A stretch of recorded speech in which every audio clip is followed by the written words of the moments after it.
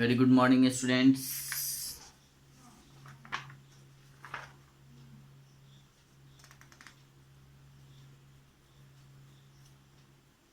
कल हम लोगों ने चैप्टर 5 का 3 क्वेश्चन आंसर तक कर लिया है, क्वेश्चन नंबर 3 तक।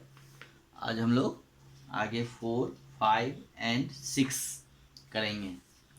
And I hope you have done it. आपने अपने इसको नोटबुक में नोट कर लिया होगा। ओके तो आज क्वेश्चन नंबर हम लोग 4 देखते हैं। How has the speaker describe the valley.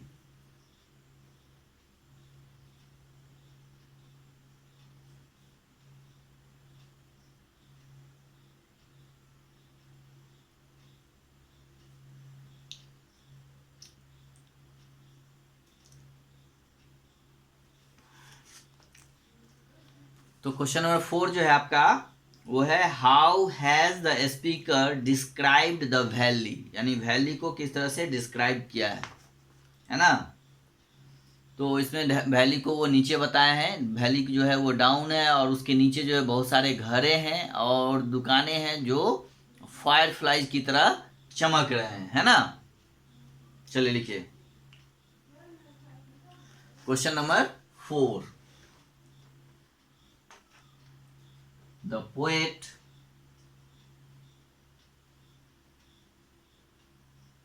called the valley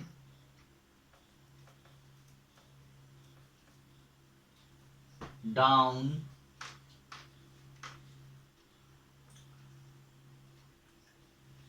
where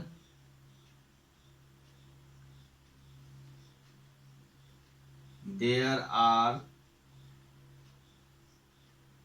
houses and shops, shops, shops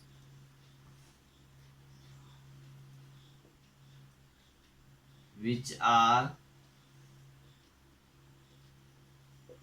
shining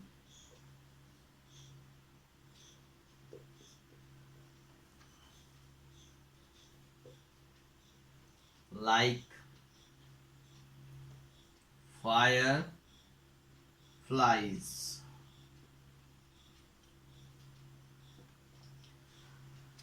okay तो यहाँ पे हम लोग देख रहे हैं कि the poet called the valley, called CALLED, called the valley down where there are houses and shops which are shining like fire flies, है ना। The poet called the valley down where there are houses and shops which are shining like fireflies। Okay तो ये आपका 4 का answer हो गया, है ना। कि वैली जो है, वैली को वहां पे नीचे बताया गया है, डाउन बताया गया है ना। जहाँ पे घर हैं, बहुत सारे घर हैं, दुकानें हैं जो कि वो चमक रहे हैं, जुगनुओं की तरह चमक रहे हैं, है ना। There is a valley down below where house and shops like fire flies glow, है ना। ये लाइन हम लोगों ने पढ़ा था, तो ये है। अब नेक्स्ट क्वेश्चन है कि is it fun to have a friend with you on a journey, है ना। Explain why.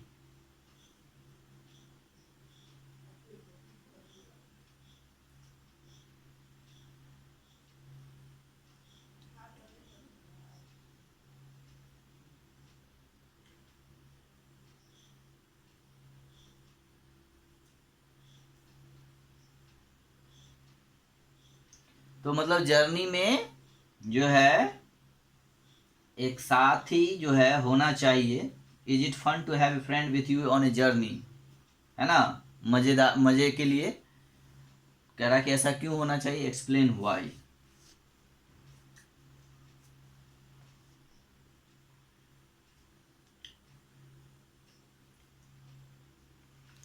चलिए इसको हम लोग मिटाते हैं। तो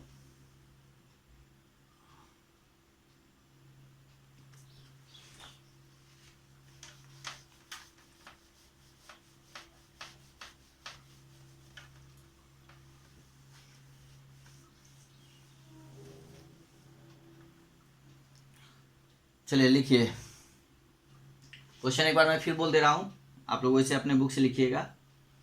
is it fun, is it fun to have a friend with you on a journey, explain why.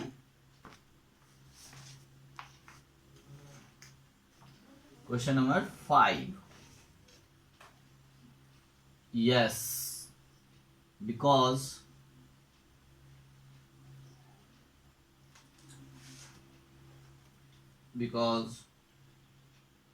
when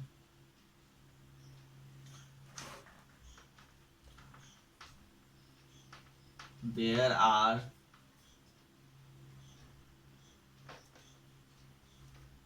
two people, yeah, two friends,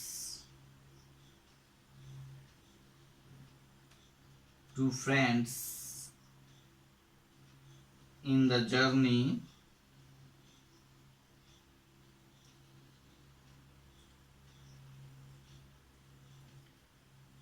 the journey the journey becomes easy and fun,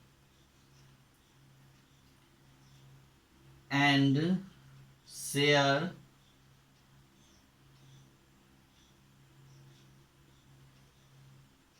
many things,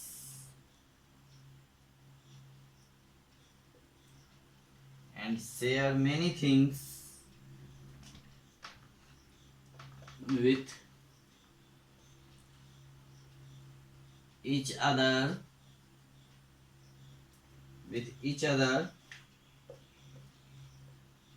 which also increase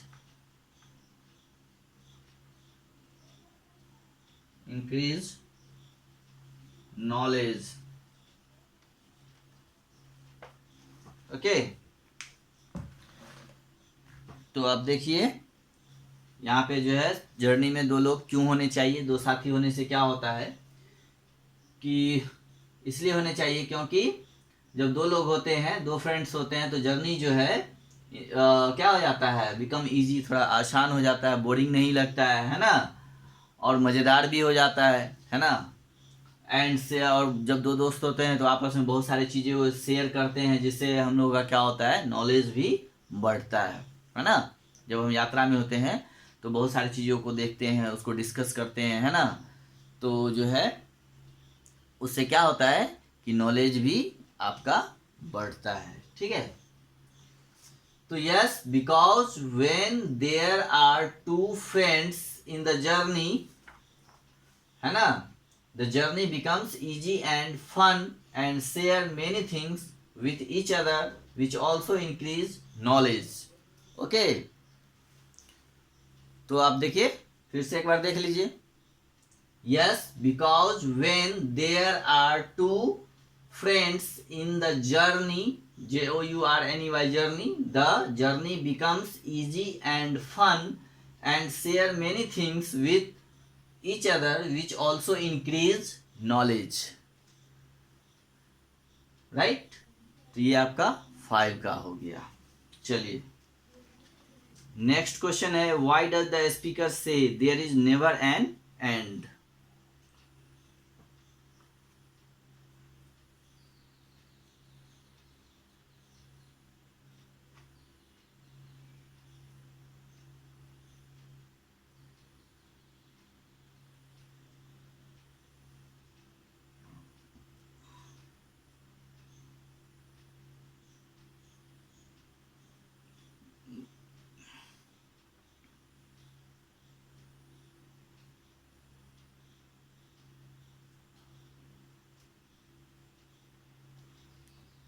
चलिए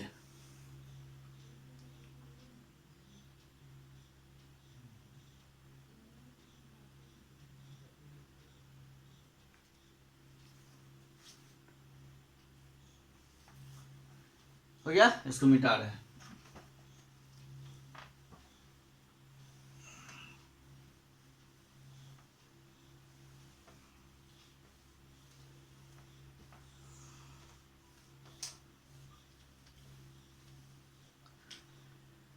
अब हम लोग next question देखेंगे। Okay,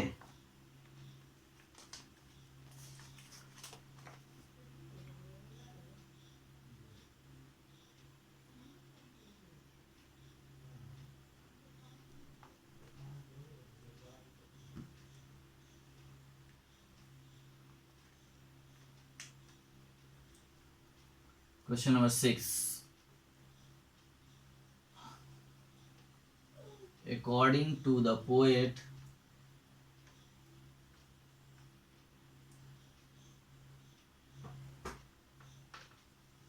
there is never an end, never an end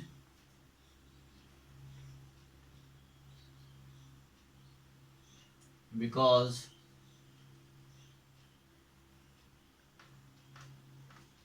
no one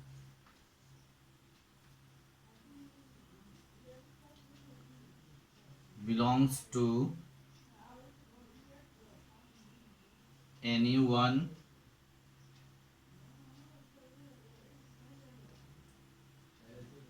It has always been seen like this, and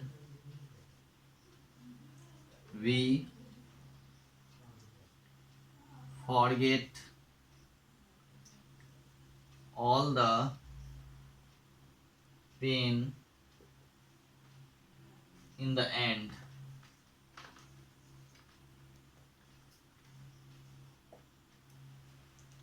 okay,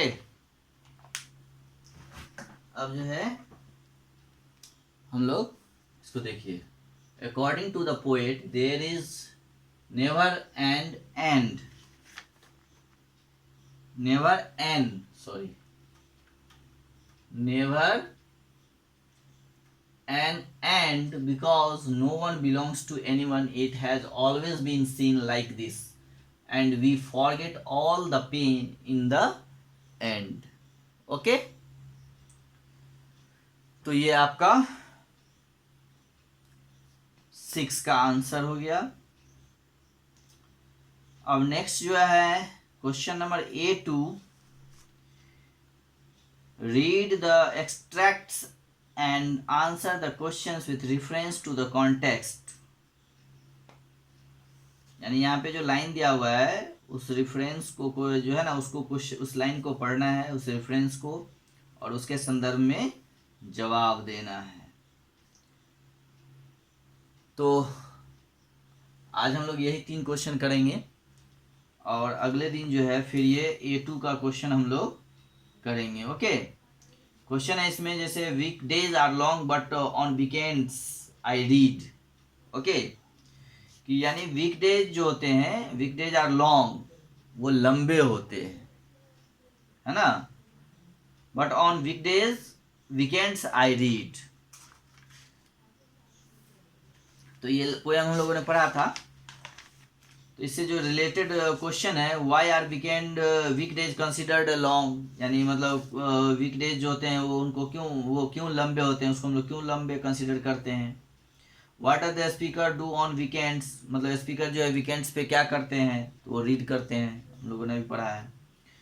ठीक है, do you think the weekends are shorts, क्या आप मानते हैं कि वीकेंड्स जो होते हैं शॉर्ट होते हैं, तो अगर होते हैं तो क्यों होते हैं, एक्सप्लेन करना है इसको। उसका नेक्स्ट लाइन जो है पोएम से लिया गया है, under the dark ceiling of the sky, है ना। यहाँ पे मतलब the dark ceiling of the sky का क्या मतलब है। What does the speaker do under the dark ceiling, है ना, यानी डार्क सीलिंग के अंदर स्पीकर जो है वो क्या करता है। How can we say that speaker is not afraid of the dark, how can we say that, हम ये कैसे कह सकते हैं कि स्पीकर जो है वो डार्क से नहीं भयभीत होता है ना, not afraid of the dark.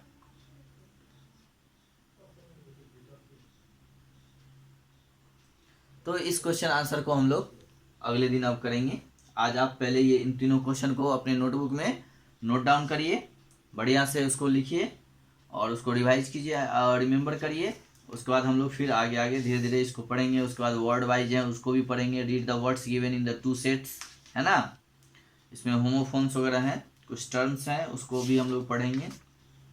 ठीक है, तो पहले इन तीनों क्वेश्चंस को आप लोग डन कर लीजिए और नोटबुक में अच्छी तरह से उसको फेयर करिए, साफ साफ लिखिए और चैप्टर को बढ़िया से रीड करिए और इसमें जितने भी वर्ड्स हैं उसके स्पेलिंग्स को आप याद करिए, मीनिंग्स को याद करिए। मीनिंग्स भी नीचे दिए हुए हैं और जो नहीं आता है आप पूछ सकते हैं, है ना। तो आप पूछिए, तो उसके मीनिंग मैं बताऊंगा। आप खुद से डिक्शनरी देखने की आदत डालिए, ठीक है।